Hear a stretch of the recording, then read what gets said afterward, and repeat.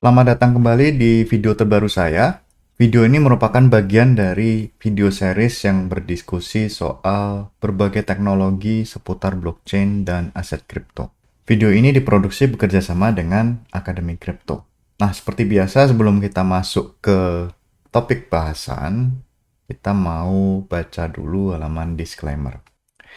Berbagai informasi yang disampaikan di dalam video ini bukan merupakan ajakan untuk menjual atau membeli instrumen apapun, melainkan untuk tujuan edukasi semata. Termasuk ketika nanti ada penyebutan nama produk, nama merek, nama aset, itu bukan berarti endorsement terhadap produk-produk atau aset-aset tersebut. Nah, materi apa yang akan kita bahas kali ini? Light clients and their role in the blockchain network. Jadi kita akan membahas soal light client. Nah, apa itu light client? Atau key ideas sebelum kita masuk ke light client ya. Jadi light client itu ada di dalam blockchain dan sebenarnya perannya penting meskipun tidak kelihatan ya, kasat mata istilahnya. Kita akan fokus ke peran dari light client dan keuntungan-keuntungan yang bisa kita ambil dari light client ini. Kemudian kita akan masuk ke use cases dan trade-off atau kekurangan dan yang tidak ada di dalam light client kalau dibandingkan dengan full client gitu ya. Kemudian kita akan melihat bahwa si light client ini ternyata banyak dipakai di mobile dan web wallet. Jadi kalau misalnya Anda punya mobile wallet, punya web wallet, itu artinya Anda menjalankan light client. Tapi detailnya seperti apa akan kita bahas lebih lanjut. Apa itu light client? Jadi si light client ini salah satu jenis dari blockchain node gitu ya. Tetapi dia jauh lebih ringan ketimbang node yang full node gitu ya. Kalau di Bitcoin ya Bitcoin Diamond ya. Tapi kalau di light client itu memang dia fungsinya tidak selengkap dari si Bitcoin D atau full node. Kenapa? Karena dia tidak menyimpan informasi blockchain secara penuh.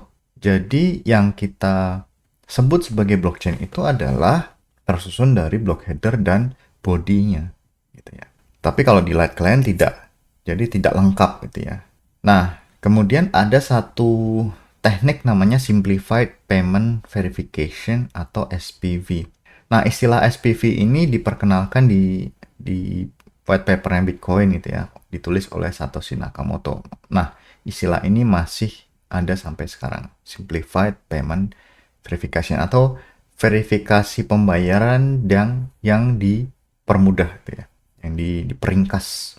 Jadi gunanya dari SPV atau gunanya dari light client ini adalah untuk menyediakan validasi transaksi secara fundamental gitu. Jadi dasarnya ketika kita melakukan verifikasi transaksi itu menggunakan metode SPV gitu ya. Memang kita bisa pakai full node gitu ya. Tetapi kan full node itu cara pengoperasiannya, kemudian kebutuhan perangkat kerasnya gitu ya, kemudian kebutuhan ekosistem atau infrastruktur itu cukup besar. Tapi kalau light client jauh lebih ringan. Jadi biasanya kalau untuk validasi transaksi cukup dengan menggunakan light client ketimbang dengan menggunakan full node. Tetapi nanti akan kita lihat sebenarnya di balik light client verifikasinya itu seperti apa sih. Nah, ini komparasi antara full node dan light client. Kalau full node, tadi sudah saya sampaikan, dia seluruh sejarah atau seluruh histori atau seluruh informasi blockchain termasuk transaksi lengkap dari pertama kali dibuat oleh Satoshi sampai yang paling baru itu disimpan di full node.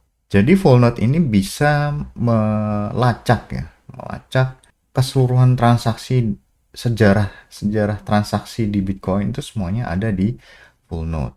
Kemudian kalau mau memvalidasi transaksi satu persatu bisa karena datanya kan disimpan oleh si full node itu kan. Jadi total transaksi atau total informasi yang ada di dalam blockchain itu sekian ratus gigabyte kalau di Bitcoin gitu ya. Kemudian kalau light client gimana? Dia tidak punya sejarah atau histori dari transaksi di blockchain, tetapi dia hanya menyimpan block header-nya saja. Jadi kalau kita kembali di satu blok itu kan tersusun atas block header dan body. Kalau di Bitcoin, si bodinya ini itu maksimal adalah 1 mega gitu ya. Tetapi kan headernya hanya beberapa puluh byte saja. Nah, jadi ketimbang kita menyimpan 1 mega plus beberapa puluh byte untuk setiap blok, bayangkan kalau ada ratusan ribu blok gitu kan. Jadinya ratusan ribu atau bahkan sampai gigabyte gitu ya. Kalau kita hanya menyimpan sekian puluh byte, kalau dikali sekian kan hanya butuh sekian puluh megabyte itu kan. Jadi untuk Light Client ini memang lebih efisien disimpan, dijalankan di perangkat yang lebih kecil gitu ya. Misalnya storage-nya kecil, kemudian kebutuhan internet juga kecil, baterai gitu kan. Jadi Light Client ini lebih cocok untuk yang perangkat komputer atau perangkat komputasi yang mobile atau yang punya kapasitas energi lebih kecil. Nah, hanya saja si Light Client ini kalau membutuhkan data ekstra, dia harus mengambil atau meminta informasi dari full node. Jadi kalau di sini kita bisa lihat bahwa Light Client itu meskipun dia bermanfaat, manfaatnya banyak, tapi umumnya dia tidak bisa beroperasi sendirian. Tetap harus membutuhkan bantuan dari full node. Sementara kalau full node itu sebenarnya tidak perlu bantuan dari Light Client. Apa? Karena informasi semuanya sudah disimpan di full node. Nah, cara kerjanya Light Client seperti apa? Yang pertama ya block headernya di-download. Jadi si Light Client ini bisa mendownload block header dari blok Genesis sampai blok yang paling baru. Kemudian ketika si Light Client ini membutuhkan verifikasi transaksi, dia menggunakan Merkle Proof. Jadi kalau di tiap block header kan ada Merkle root-nya. Jadi kalau mau memverifikasi sebuah transaksi yang dikonfirmasi di satu blok tertentu, dia akan menggunakan Merkle Proof. Nah, mekanisme Merkle Proof seperti apa tidak akan dibahas di sini, tetapi dia intinya adalah dia lebih efisien untuk menyusun satu Merkle root dengan menggunakan Merkle Proof itu ya. Itu jauh lebih efisien ketimbang dia harus mendownload semua informasi di dalam blok tersebut. Jadi dengan adanya Merkle Proof, tidak semua data di dalam satu blok tersebut perlu di-download. Jadi dia lebih efisien. Nah, tadi sudah disampaikan bahwa informasi seperti Merkle Proof, kemudian raw transaction-nya itu diminta dari full nodes. Karena si Light Client itu tidak menyimpan data-data tambahan. Jadi kalau di sini dia meskipun melakukan komputasi untuk menghitung Merkle root berdasarkan Merkle Proof, dia tidak punya atau dia tidak perlu menyediakan storage yang terlalu besar gitu ya. Komputasinya juga terbatas pada mendownload block header juga memverifikasi transaksi. Sudah itu saja sebenarnya. Jadi peran Light Client atau operasi yang ada di Light Client itu juga tidak terlalu banyak. Keuntungan dari Light Client apa? Low storage ya tentu saja karena yang disimpan adalah block header saja. Kemudian bandwidth yang dipakai juga jauh lebih kecil ketimbang full node. Karena apa? Karena dia hanya butuh block header, kemudian Merkle Proof kalau perlukan. Kalau tidak diperlukan ya tidak perlu. Gitu kan? Kemudian setupnya juga cepat, ya, jadi dia aplikasinya jauh lebih simple. Kemudian waktu untuk sinkronisasi itu juga lebih cepat karena kan satu block header hanya sekian puluh byte, kemudian dia kalau mendownload dari Genesis block juga mestinya lebih cepat, apalagi untuk kecepatan internet modernnya. Kemudian energy efficient, jadi dia bisa dijalankan di perangkat ponsel atau mobile devices. Kemudian ideal untuk wallet, user friendly wallet, jadi wallet yang tidak terhubung dengan full node. Seperti kalau Bitcoin D kan ada walletnya. Tetapi kalau misalnya Bitcoin D itu kan cukup berat. Tetapi kalau misalnya dia menggunakan Light Client, jauh lebih ringan. Misalnya dengan menggunakan Electrum, nah itu dia salah satu contoh dari Light Client. Nah, trade-off-nya apa ini? Kerugian dari Light Client. Tentu saja lower security gitu ya, dibandingkan dengan full node. Nah, lower security ini dalam artian apa? Dalam artian dia tidak melakukan verifikasi terhadap semua transaksi gitu ya yang disimpan di dalam blockchain. Itu karena memang Kalau misalnya harus memverifikasi ya percuma. Dia bukan namanya bukan light client tapi full node. Gitu. Jadi ada beberapa tipe serangan yang bisa dilancarkan ke light client. Sayang sekali seperti itu gitu ya. Kemudian ketergantungan terhadap full node untuk data-data ekstra seperti Merkle proof gitu ya. Dia juga harus mengambil informasi dari full node. Kemudian kalau datanya di withhold, artinya kalau full node-nya tidak menyediakan data ya selesai gitu ya. Kemudian bisa juga kalau datanya salah gitu ya.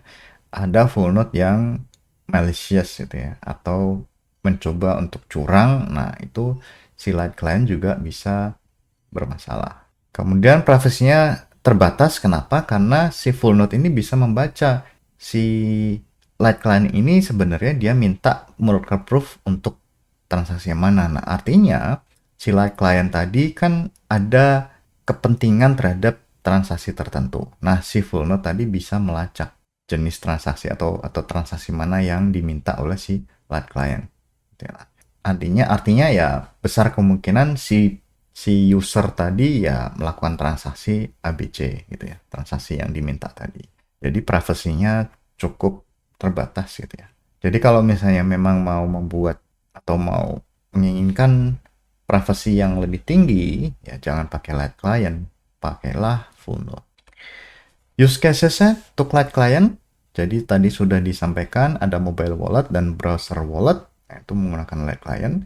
Tambahan lainnya adalah IoT devices.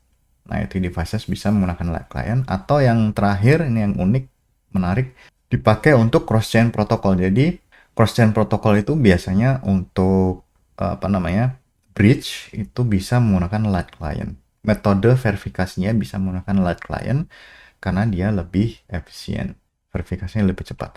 Ya akan tetapi si light client, metode light client untuk cross-chain ini memang tidak banyak digunakan karena relatif cukup mahal untuk maintenance-nya. Jadi biasanya tidak dipakai sebenarnya, tapi bisa di cross-chain protocol.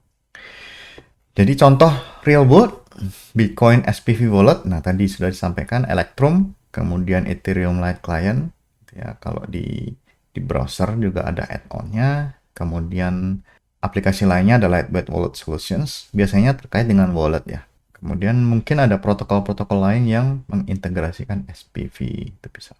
Dampaknya terhadap efisiensi jaringan gimana? Jadi kalau misalnya ada satu aplikasi seperti wallet tadi tidak membutuhkan data yang lengkap, itu ya cukup menggunakan SPV atau light client, tidak perlu menggunakan data yang tidak perlu meminta data secara penuh gitu ya. Artinya transaksi atau komunikasi antara node-node yang ada di jaringan Bitcoin ini jadi lebih efisien. Jadi mereka tidak perlu menyediakan informasi ke full node yang terlalu banyak. Jadi bandwidth-nya lebih rendah.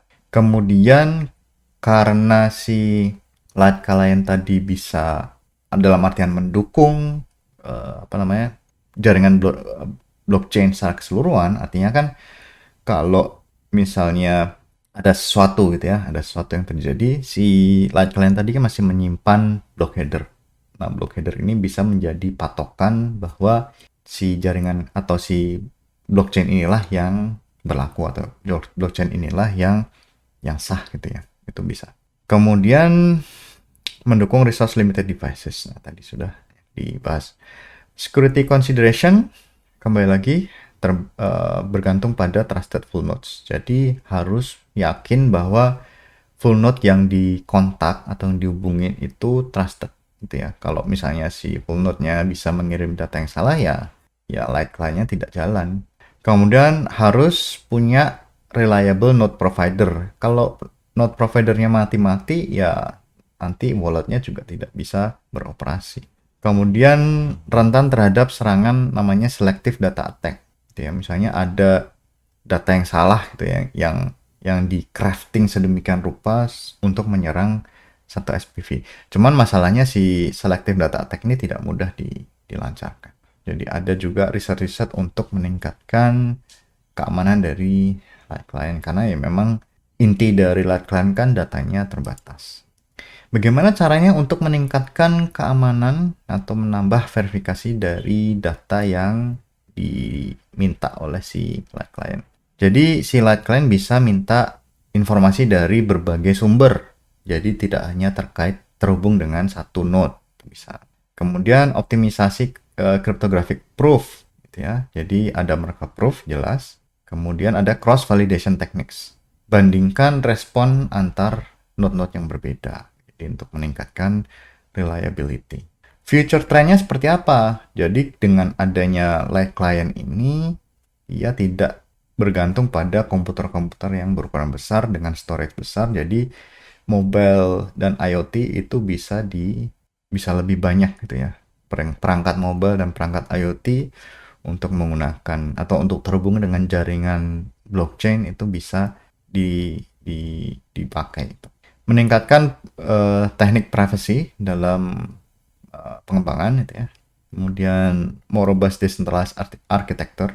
Jadi kalau misalnya ada satu software yang menggunakan Light Client itu bisa misalnya dengan cross chain tadi, wider use across diverse blockchain networks. Nah, jadi dua ini menggunakan cross chain.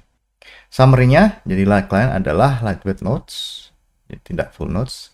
Kemudian mempermudah akses ke blockchain. Kemudian ada trade-off tadi ya, antara kecepatan atau storage atau kebutuhan infrastruktur dengan security. Jadi memang ini ada trade-off. Kemudian si Light Client ini adalah kunci untuk scalable dan user-friendly solutions karena umumnya dia dipakai untuk wallet.